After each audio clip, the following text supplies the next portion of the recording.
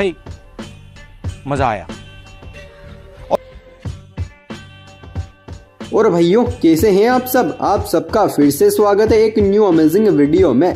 वैसे आप सभी वीडियो का थंबनेल देखकर तो समझ ही गए होंगे कि आज की ये वीडियो किस टॉपिक पर है। जी हाँ, आज की इस वीडियो में हम आपको सिविल इंजीनियरों यानी कि मिस्त्रियों के ऐसे ऐसे महान कारनामे दिखाने वाले हैं जिनको देखकर आप सोच में पड़ जाएंगे कि आखिर हम इनको कौन सा वाला इनाम दे। यानी कि दोस्तों आप समझ गए होंगे कि वीडियो कितनी ज्यादा फनी और इंटरेस्टिंग होने वाली है, इसलिए आप इस वीडियो को पूरा जरूर देखें। तो चलिए बिना टाइम वेस्ट किए हम इस वीडियो को शुरू करते हैं।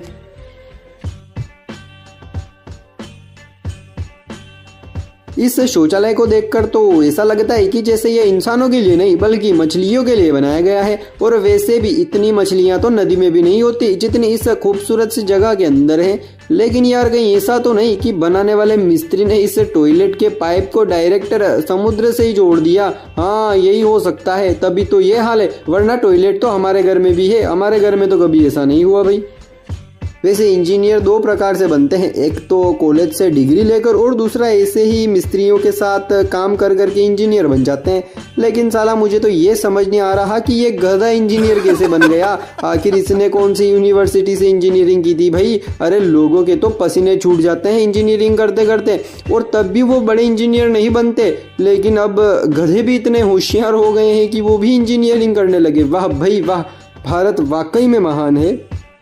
अगर इन दोनों टॉयलेटों को बनाने वाला मिस्त्री मुझे मिल जाए ना, तो मैं उसको 26 जनवरी के दिन एक पार्ले जी और 2 रुपए की कॉपी पेन वाला इनाम जरूर दूंगा। अब आप ही देखिए, जेंट्स टॉयलेट और लेडीज टॉयलेट दोनों एक साथ बना दिए। चलो बनाए तो बनाए, लेकिन दोनों के कम से कम अलग अलग दरवाजे तो बना देता भाई। अब दोनों एक साथ टॉयलेट करेंगे क्या? मतलब यार कुछ भी शर्म नाम की तो कोई चीज ही नहीं रही भाई। इस डिजाइन को बनाने वाला मिस्त्री तो शाहजहां से भी 2 तल आगे निकला। इस डिजाइन ने तो ताजमहल को भी फेल कर दिया। ताजमहल को भी पता नहीं यार इस इंजीनियर ने कहां से इंजीनियरिंग की थी। भाई मुझे भी उसी कॉलेज से इंजीनियरिंग करनी है ताकि मैं भी ऐसे ऐसे महान डिजाइनें बना सकूं, और फिर मेरा भी नाम इतिहास में आएगा कि एक इस नाम का भी उस टाइम पर इंजीनियर हुआ करता था। अब इस कलाकारी को देखकर तो ऐसा ही लगता है कि मकान मालिक मिस्त्री कुछ ज्यादा ही हेवी ले आया था, तभी तो ये हाल है, वरना ऐसा तो मैंने आज तक नहीं देखा। देखो तो सही, छत का मलबा नीचे कैसे गिर रहा है, जैसे वो डैम के गेट खोलने पर उनमें से पानी नहीं निकलता है, बिल्कुल सेम वैसे। लेकिन सबसे बड़ी दुख की बात तो ये है कि मकान मालिक अब मिस्त्री को ढूंढ रहा है, लेकिन मिस्त्री है कि बिल्कुल मिल ही नहीं रहा। पता नहीं ऐसा कहाँ गायब हो गया है।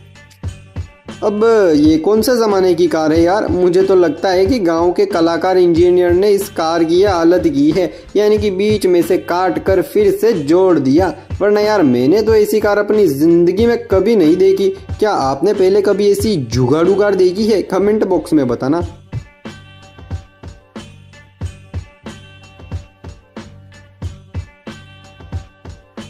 आपसे किसी ना किसी ने ये तो ज़रूर पूछा होगा कि पहले मुर्गी आई या फिर अंडा, लेकिन वही ये बात तो बहुत पुरानी हो गई है। अब आप मुझे ये बताइए कि यहाँ पर पहले पटरी आई या फिर खंबा, क्योंकि अब सरकार कंफ्यूज है कि आखिर हम इनाम दे तो दे किसे, इस पटरी बिछाने वाले को या फिर इस खंबे लगाने वाले इंजीनियर को, क्योंकि दोनों इंजीनियरों में से एक ने काम ही कुछ ऐसा किया है, वाकई में तारीफ काबिल है भाई। कुछ ऐसा ही यहाँ पर भी है। अब मुझे तो ये समझ में नहीं आ रहा कि यहाँ पर बिजली विभाग वाले ने कब्जा किया है या फिर इस मकान मालिक ने, लेकिन भाई जो भी है ठीक है। अब इस घर को डिप्पी के अंदर कहो या इस डिप्पी को घर के अंदर कहो, दोनों ही बातें अपनी अपनी जगह बिल्कुल सही हैं। अब ये क्या मामला है यार? माना कि उधर सीढ़ियाँ ऊपर चढ़ने के लिए है, लेकिन भाई इस तरफ सीढ़ियाँ क्या छोटे बच्चों के खेलने के लिए बनाई है क्या? दोनों तरफ तो रेलिंग लगी हुई है, तो फिर इन सीढ़ियों से कोई अंदर जाएगा तो जाएगा कैसे? लगता है मिस्त्री थोड़ा ज्यादा ही दिमागदार था, तभी तो उसने ऐसी कलाकृति बनाई, वरना अब यार ऐसा कौन करता है? कुछ ऐसा ही इस घर में भी है। जरा ध्यान से देखो, छत पर बच्चों के खेलने का पूरा सिस्टम बनाया हुआ है, लेकिन भाई मिस्त्री ने ये क्या किया? ये रिपस पट्टी बच्चों के खेलने के लिए बनाई या फिर कुछ और इरादे से बनाई थी? सीधा घर से नीचे, मतलब कोई भी बच्चा यहाँ पर खेलने के मूड में आएगा और वो सीधा जिंदगी से ही खेल जाएगा। वाह बेटे, मौज कर दी, तुम तो बड़े हेवी मिस्त्री हो। अब यार इस मिस्त्री ने तो कंफ्यूज कर दिया कि आखिर हम इसको इनाम कौन सा वाला दें। मुझे तो कुछ भी समझ नहीं आ रहा, आप ही कुछ आइडिया दीजिए भाई। मतलब यार ये बेसिंग तो सिर्फ इसने शो के लिए बनाया है, इसमें हाथ धोने का तो कोई सिस्टम ही नहीं है।